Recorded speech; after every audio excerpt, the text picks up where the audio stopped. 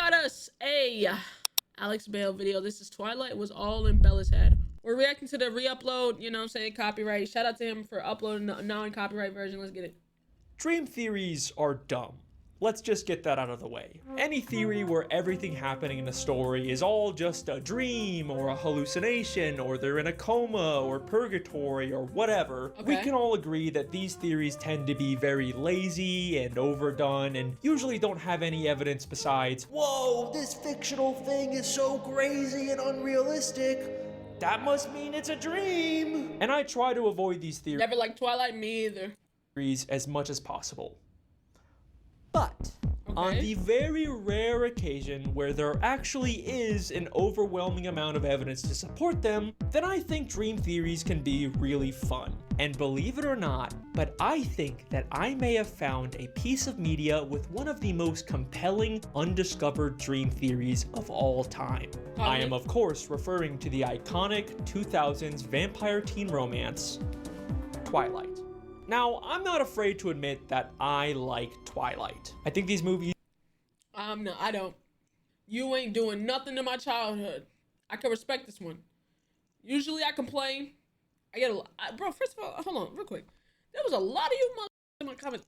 Why's you gotta complain so much about our childhood? Just watch a video. It's my commentary. You don't like my commentary, go watch somebody else's reaction, or better yet, do the better thing and go watch Alex Bale's actual video and formulate your own opinion, you brain dead impulse. God. Because it's my childhood and he's explaining shit that doesn't make sense in my head because I watched this as a kid, so he's ruining my childhood. I said it, and shut the fuck up. These are really dumb and funny and iconic, and I just have this nostalgia. Not you, Alex. You're a great guy. You know what I'm saying? And shout out to Alex, you know what I'm saying? The biggest, you know what I'm saying? I hit him up when my channel got deleted. Unfortunately, he couldn't help me because, unfortunately, a lot of niggas don't got YouTube partners. But even answering and retweeting what happened, you're a great guy in my book, bro. Sweet spot for them.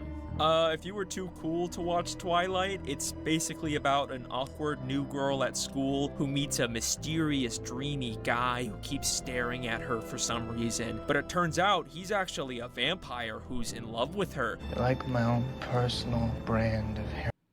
But oh no, there's also a werewolf who's also in love with her, and they fight because Bella is just so special and important, and literal wars are fought over her. Don't these movies kind of feel like a fan fiction Bella's writing about herself? Very true. Always thought it was corny. No hate on her. But like, if y'all was gonna do this, pick somebody like Megan Fox or something. You know what I'm saying? Give me some fine shit. Don't give me the most average white woman you ever seen who was like, fight generational wars over this. Give me good milk and I would have been like, you know what? This is believable. So yes, I like Twilight. I rewatch these movies every couple of years, but on my most recent rewatch, I noticed something really strange. Something that made me question everything about these movies. In the first Twilight, after Bella discovers the truth about vampires and starts her forbidden love affair with Edward, there's this evil vampire guy that shows up and decides that he wants to kill Bella. You brought a snack. And the epic climax of the movie is a final fight scene in an old ballet studio where the good vampires eventually defeat the evil vampire and burn his body in a big fire. I'm sorry, this shit looks so corny. Alex, I'm gonna watch this for you because I think the theory might be tough, but like, this movie looks so corny. Not before Bella gets injured and is hospitalized.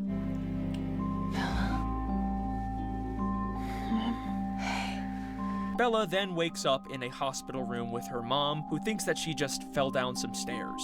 What happened? Well, when you fell, you broke your leg. You tripped. Fell down 2 flights of stairs. Now obviously, this is a lie that they told Bella's mom. These movies are full of lies like this to keep the vampire's existence a secret. Whenever the weather's nice, the Collins disappear. Dr. and Mrs. Collin yank them out for like hiking and camping and stuff. And Bella is ultimately fine in the end, and they have a beautiful happy ending where love wins. Except, there's something in Bella's hospital room that doesn't quite make sense. Something that should be completely impossible. In the background of the room is an out-of-focus TV that seems to be playing footage of some kind of fire. But if you look really closely, you'll realize that this is actually footage from the previous scene. Like, it is undeniably the fire from the vampire fight that just happened. There is no logical reason why this TV would be playing this. Wait, what? I mean, is this supposed to be like an Easter egg? Or were they just so lazy about what to put on the TV that they, I don't know, reused footage? I mean, that's what I initially thought, but then I noticed there's something else in this hospital room. On the far wall, there is a painting of what looks like a Is that not where they just fought? ballet studio, which is also exactly where the previous scene took place. I mean, this was clearly intentional. This was not a mistake or laziness. This took effort from the filmmakers to include. But why? What are they trying to tell us by including all of these very specific intentional references to the previous scene? Well, here's my theory. He tripped, and he fell down 2 flights of stairs. I think that the lie about Bella falling down the stairs is the real reason why she's in the hospital, and the fiery vampire fight scene in a ballet studio that we just saw didn't happen. It's not real. actually happen. That can make sense. That makes sense. Let me explain. When Bella first woke up, she was very confused and disoriented from her injuries, and she clearly had no memory of what actually happened. What happened? You don't remember any of this, do you? So what if her mind invented a fantasy using the first thing she saw? A painting of a ballet studio, a TV playing some random footage of a fire, and she used these elements to convince herself that the real reason she's in the hospital is because she was attacked by an evil vampire in a ballet studio, when in reality, she actually did just trip and fall down the stairs like her mother said. And he fell down 2 flights of stairs. So yes, I am suggesting that the fight scene that we just saw didn't actually happen. It was all a fantasy created in Bella's head. I mean, this honestly makes more sense with how clumsy we know Bella is in these movies. Sorry. Whoa! Can you at least watch where you walk? Plus, it explains why no one ever questions the massive bite mark Bella has on her arm. And also, That was my first thought when she woke up in the hospital, like before he started explaining everything. I'm like, broke her leg. What the fuck is that bite that was on her arm? That was my first thought, but I didn't say nothing because I never watched the movie, so I don't know how it plays out. So, isn't it weird that they went out of their way to show us footage of Bella falling down the stairs? Then he tripped, and he fell down 2 flights of stairs.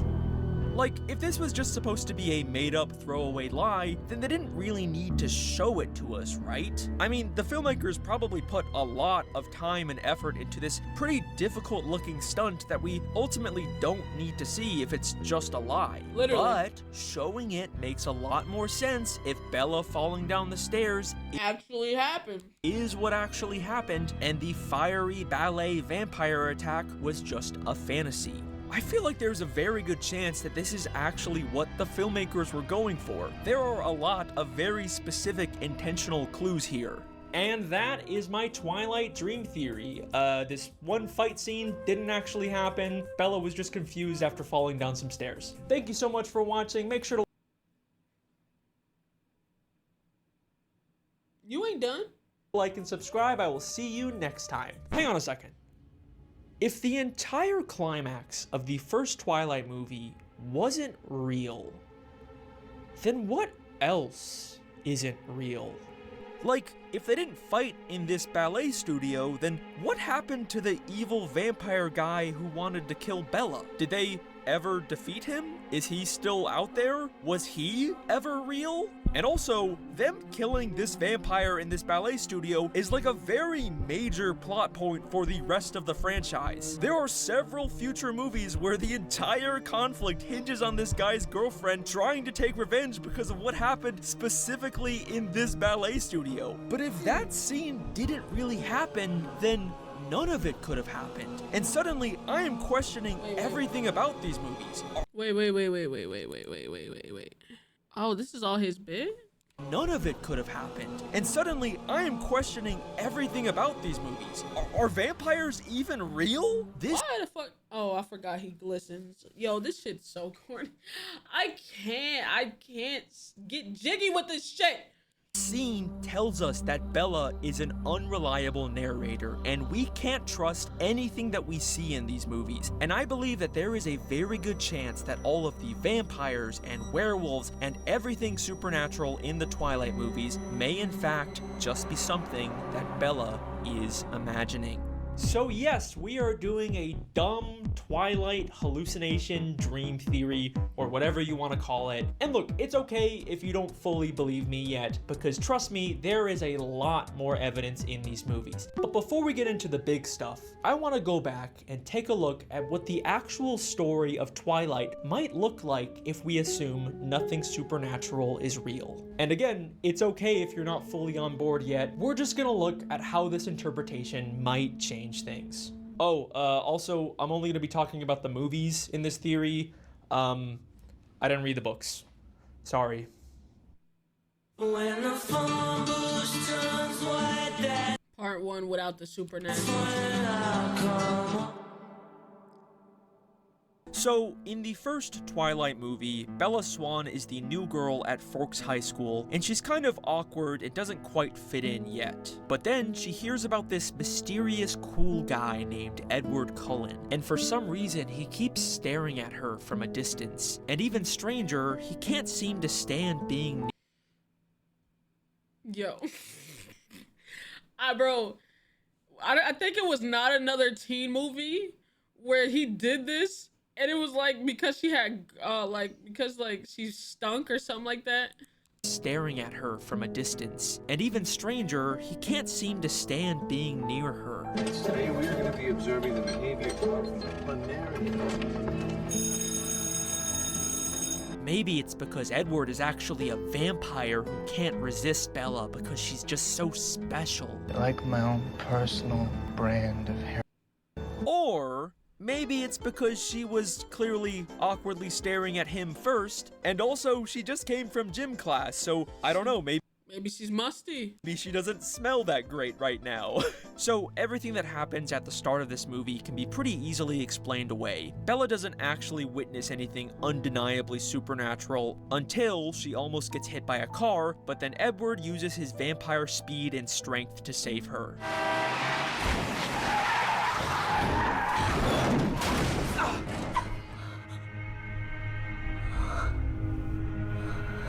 But once again, just like with the ballet scene, Bella ends up in the hospital and she's given an alternate explanation for what happened. How did you get over to me so fast?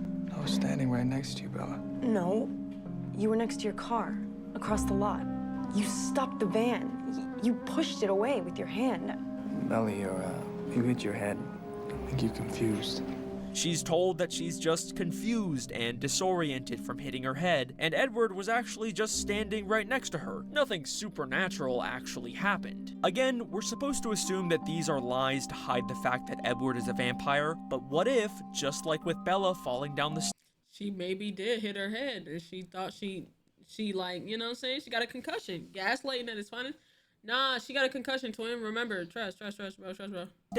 Edward actually is telling the truth here, and Bella's memory of what happened is the lie. You might experience some post-traumatic stress or disorientation. I mean, isn't it strange that all of the unambiguous supernatural things that happen in these movies don't start happening until after Bella gets into an accident and possibly hits her head? It also feels like all of these supernatural things conveniently make Bella's life seem less awkward and embarrassing. Bella didn't clumsily fall down the stairs. She actually got attacked by a vampire in an exciting, epic fight scene. She didn't awkwardly embarrass herself in front of the guy she likes. He's actually a vampire who can't resist her, and he used his vampire powers to save her. That shit do sound corny.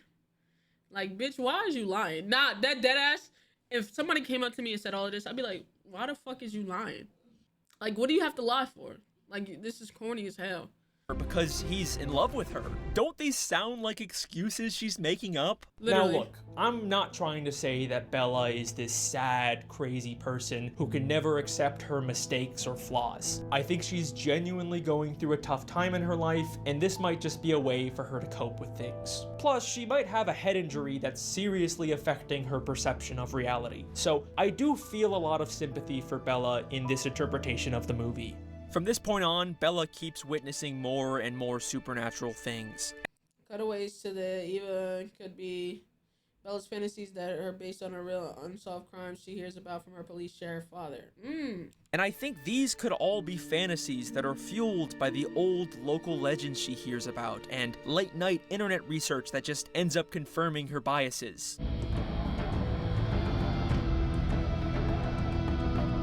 Oh my god, his hand was cold. That must mean he's a vampire. I mean, to be fair, I've done shit like this in these videos. I can't really criticize her. We even hear directly from Bella that during this time, she's been dreaming a lot about Edward.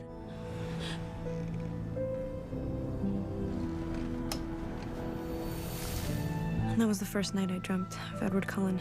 And after Edward finally does reveal to her that he's a sparkly vampire and Bella accepts him for who he is, we literally immediately cut to Bella in her bed daydreaming.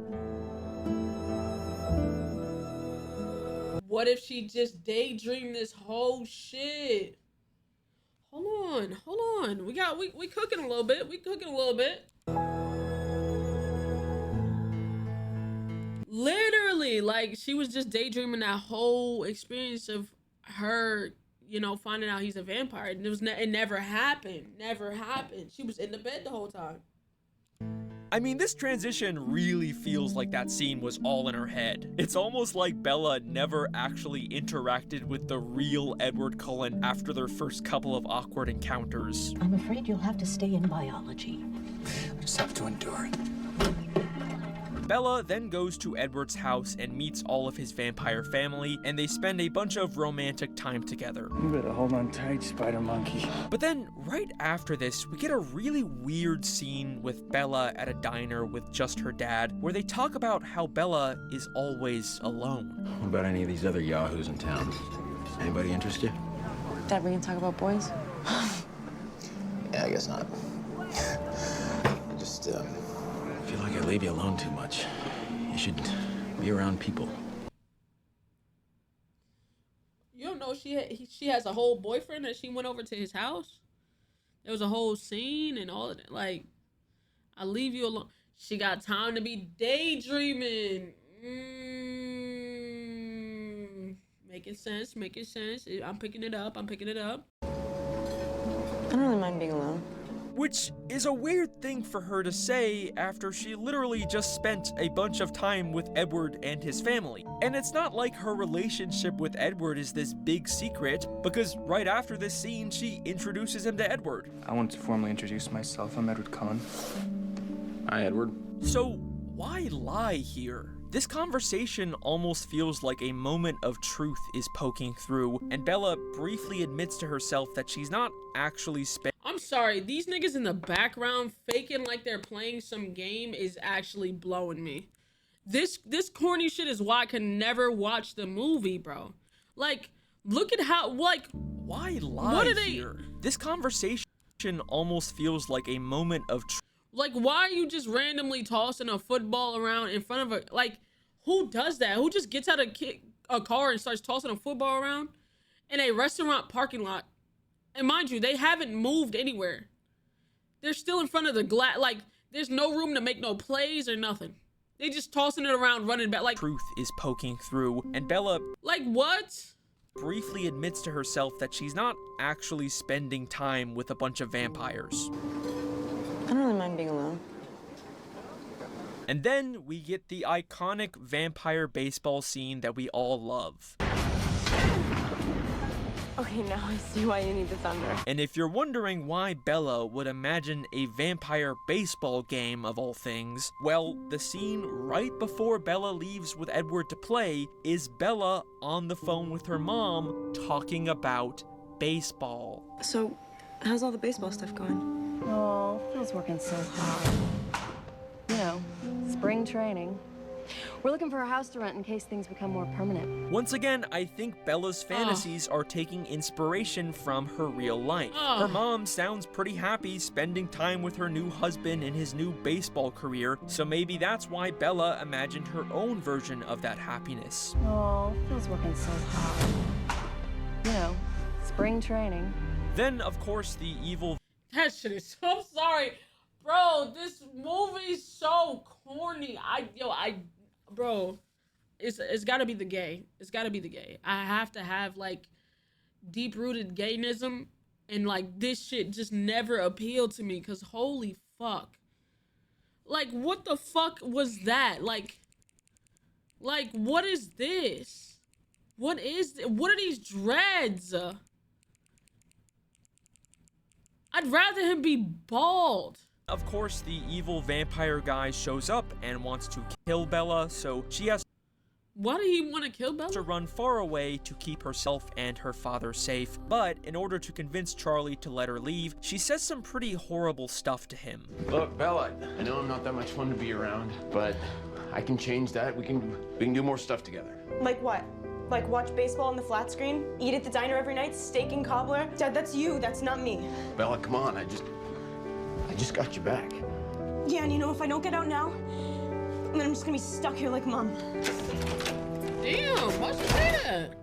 Now, we're supposed to think that this is a lie she made up to protect him. But of course, we know that there is a very good chance everything about this evil vampire guy and Bella running away to have an epic fight in a ballet studio is the actual lie. So, in the moment, I do think Bella actually means what she says to Charlie here. Yeah, and you know, if I don't get out now, then I'm just gonna be stuck here like Mom.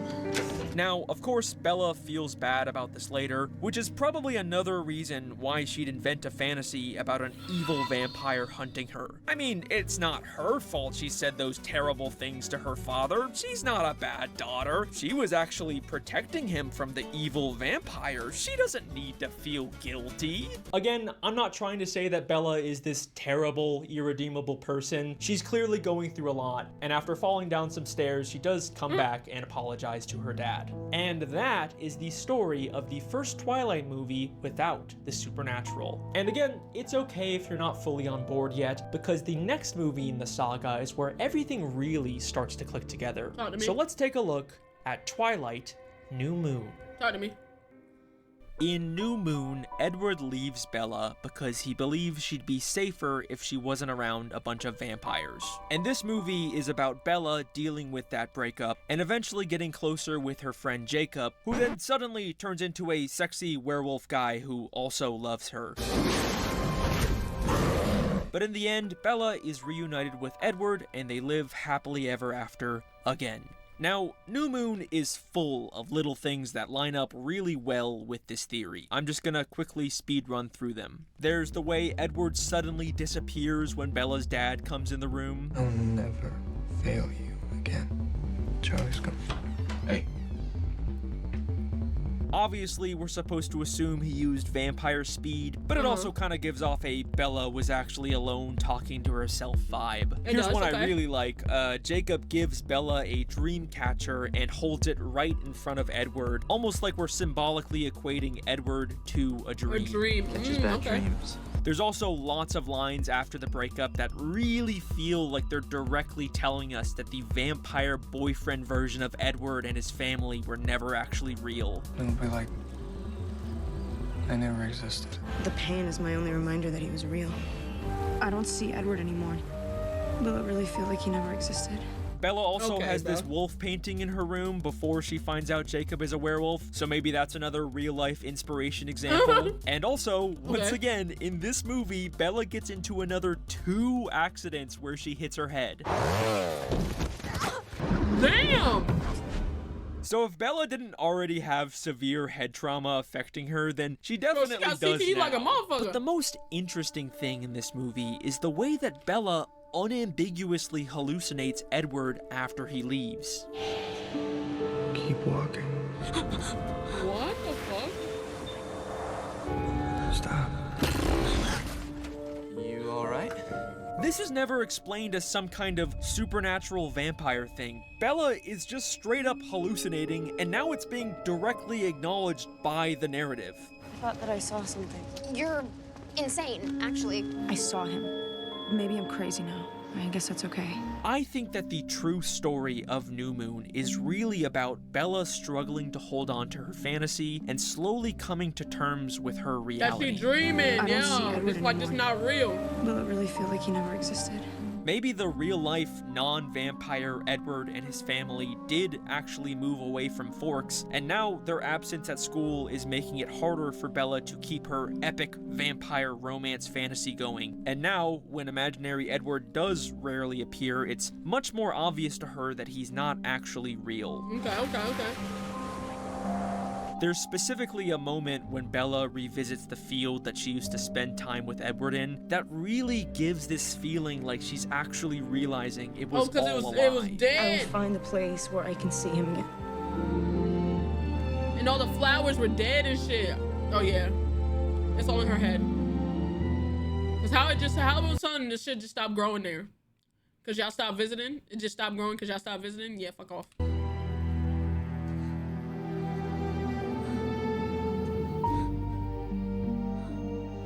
Bella then realizes that the only way to get Edward and her fantasies to come back is by getting into more life-threatening accidents, just like the ones that originally started these delusions.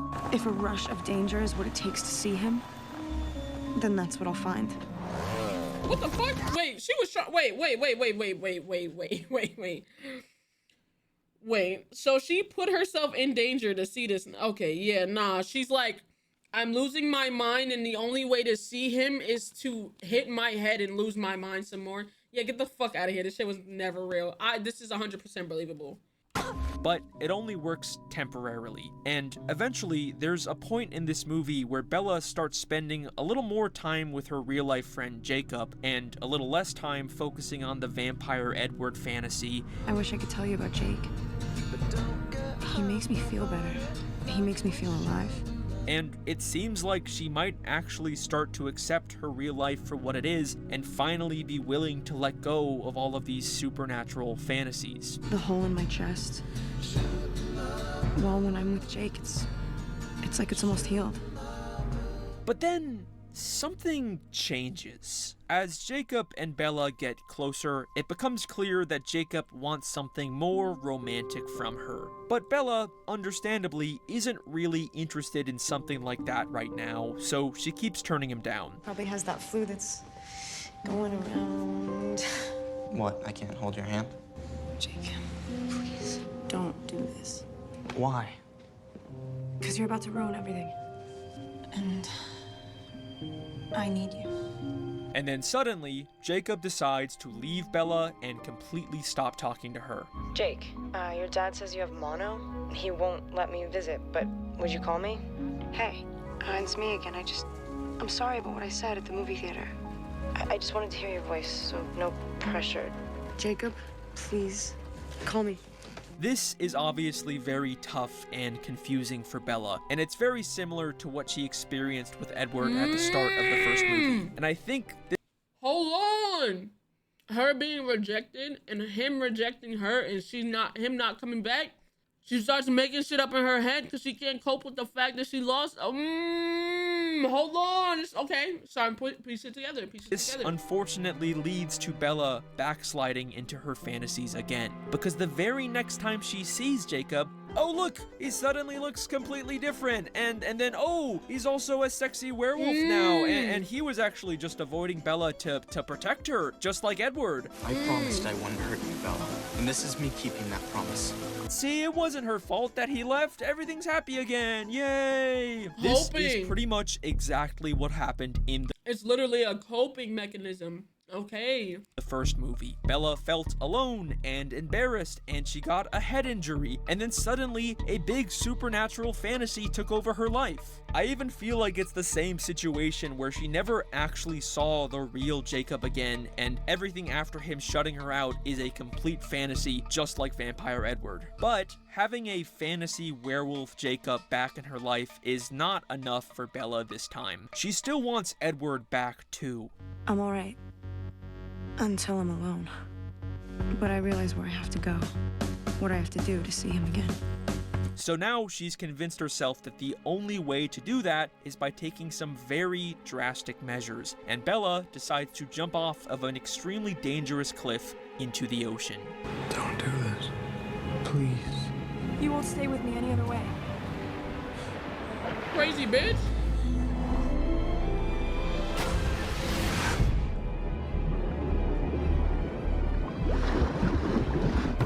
And hits her head again. Bella accidentally hits her head and gets knocked unconscious, and it seems like she's about to actually drown. But then thankfully, Jacob is able to suddenly show up out of nowhere and pull her out at the last second, and she thankfully survives. Come on, Bella. Breathe. Bella. How the hell he know where she was at? And also, her plan seems to have worked because she's immediately given an opportunity to be fully reunited with the vampire Edward in another epic climax, this time set in Italy. And once again, they live happily ever after, and that is the Fuck was he doing in Italy? I don't story care. of Twilight, New Moon. Except, just like last time, there's another very strange hidden detail that heavily implies that the climax of this movie also wasn't real. It's something that, if you don't believe this theory yet, I guarantee will convince you that I'm onto something here. At the start of New Moon, Bella is learning about Romeo and Juliet in school, and she's specifically watching the scene where Romeo falsely believes Juliet is dead, so he takes his own life. Oh, my love, my wife, death that hath sucked the honey of thy breath hath had no power yet upon thy beauty. No way. And this is pretty much exactly what happens later in New Moon's climax. Edward falsely He thinks she's dead. Oh my god. Oh yeah. Get the fuck out of here.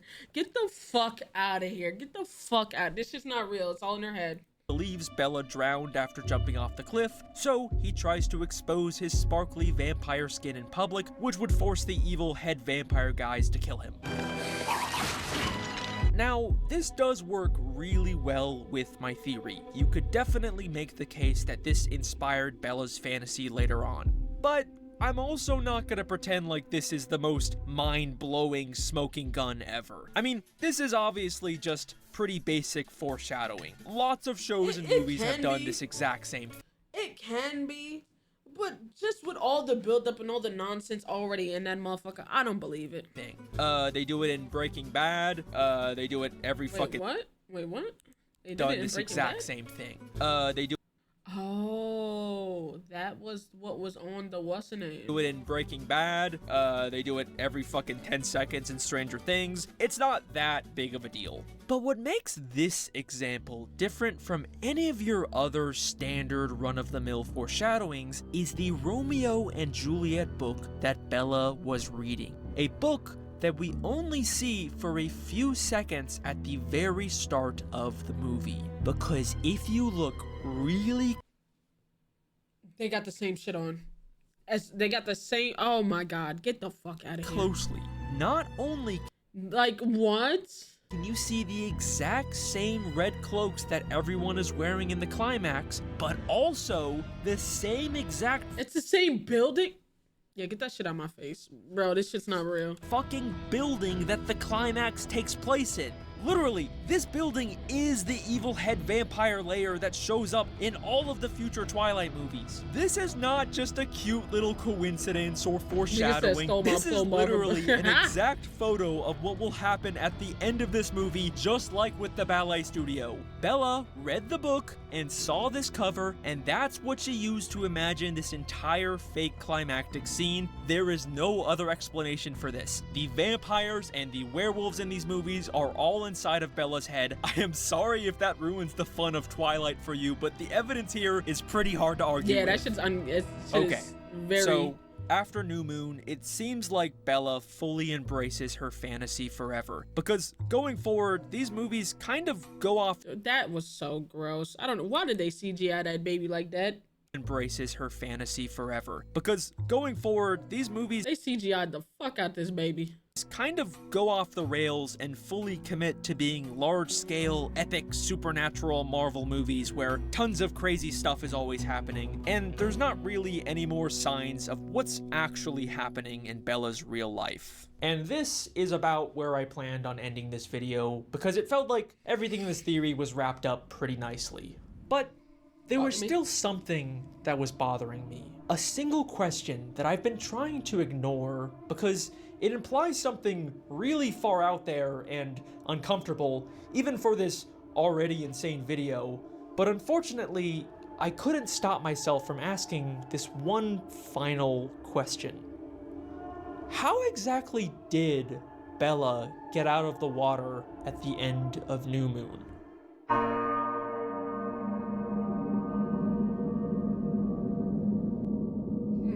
You think she died?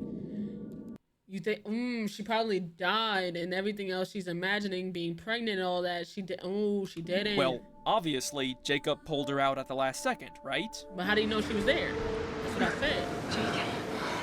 But if you believe my theory, then you know there's a pretty good chance Jacob isn't real. At least the short hair, fantasy, werewolf version of Jacob. The real Jacob seems like he's been out of Bella's life for some time now, so again, how exactly did she survive? In fact, there's actually a lot of really suspicious things about Bella's escape. I mean, there's the way that Jacob just kind of comes out of nowhere at the last second, even though he had no idea she was doing this. And then there's the fact that Edward believed that Bella died in the water. How did he know that? Bella, it's Edward. He thinks you're dead. Why did he believe this? It's a little convoluted. His vampire sister Alice has the ability to see visions, but apparently she can't see werewolves in these visions, so she only saw Bella unconscious in the water and not the part where Jacob pulled her out. Would you like to explain to me how you're alive? I saw a vision of you. You jumped off a cliff. I didn't see you get pulled out of the water either. I can't see past you and your pack of mutts. Except this makes no fucking sense, because the final Twilight movie literally ends with Alice seeing a vision. She sees him in the vision. She's literally seeing him in the vision. Of Jacob.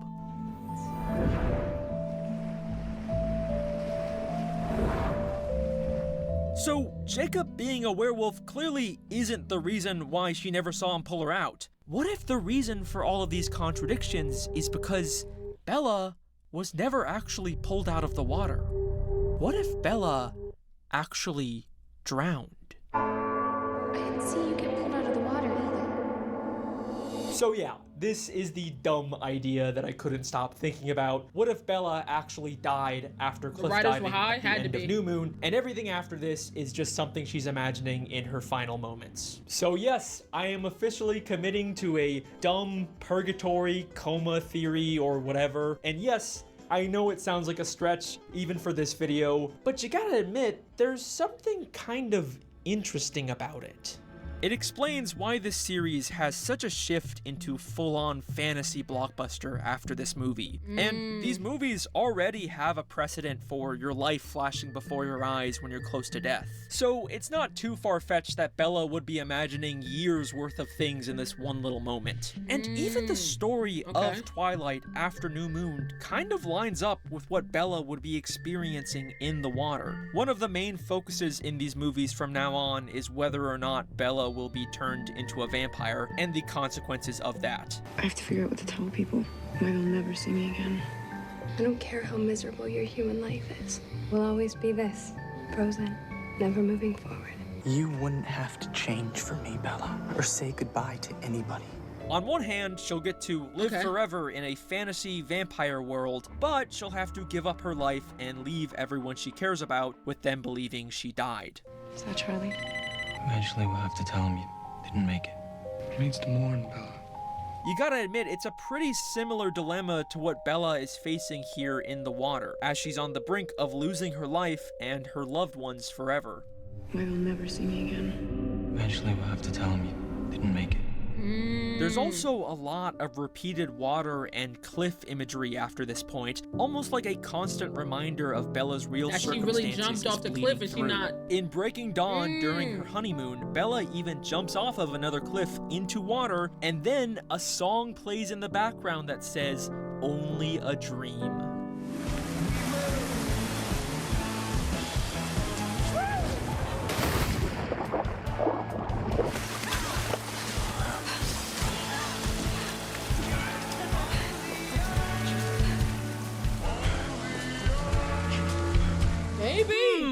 Very interesting. I think specifically the idea of Bella's dad grieving her after her death is an especially big source of guilt that's manifesting in her fantasy. And we even get a supposedly fake imaginary visual representation of what that would look like. Why do we see this? Corny ass. Bro, it is so corny. Twilight is so corny. Can't nobody convince me otherwise. But just like with them showing us Bella falling down the stairs, I think there's a good chance that this funeral vision is actually what happened and everything else is the lie. And look, I know this final death theory is pretty far out there, but I still have one final thing to share with you that I think you'll find very, very interesting. Right after we're shown this funeral, we cut to Jacob speculating about how vampire Bella might fake her death, and listen closely to what he says. Maybe they'll say she was in a car crash. Or tripped and fell off a cliff. Got you. Got him. We fucking got him. We fucking got him. You can't play us. We see you. Bro, it's not a theory, bro. I think this is really like what happened, bro. And niggas can't see beyond the fucking vampires and shit. Maybe they'll say she tripped and fell off a cliff. And he is saying this literally at the same La Push beach where Bella jumped. Or tripped and fell off a cliff. Eventually we'll have to tell him you didn't make it. The same beach? They never existed.